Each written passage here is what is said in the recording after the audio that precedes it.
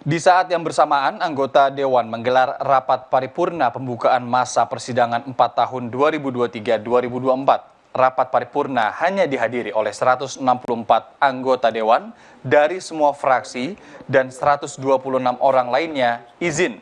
Sementara 285 anggota lainnya dari total 575 orang tidak hadir, termasuk Ketua DPR RI Puan Maharani dan Wakil Ketua DPR RI Muhaimin Iskandar.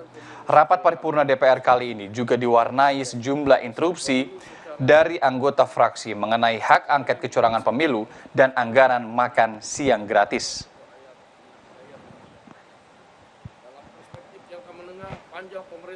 Kami ingin sampaikan bahwa sesungguhnya perbincangan program makan siang gratis yang merupakan program janji dari Capres-Cawapres di periode kampanye kemarin sesungguhnya belum layak untuk diperbincangkan.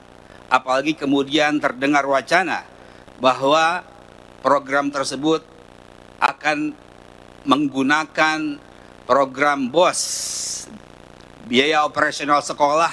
Menyangkut program makan siang gratis adalah program yang dinantikan oleh banyak sekali masyarakat di Indonesia.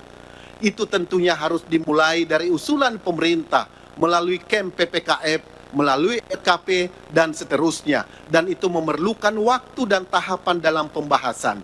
Sehingga kita tidak perlu terpengaruh menyangkut alokasi, relokasi dana BOS, dan seterusnya. Karena justru kita bisa mendistorsi edukasi di tengah-tengah masyarakat.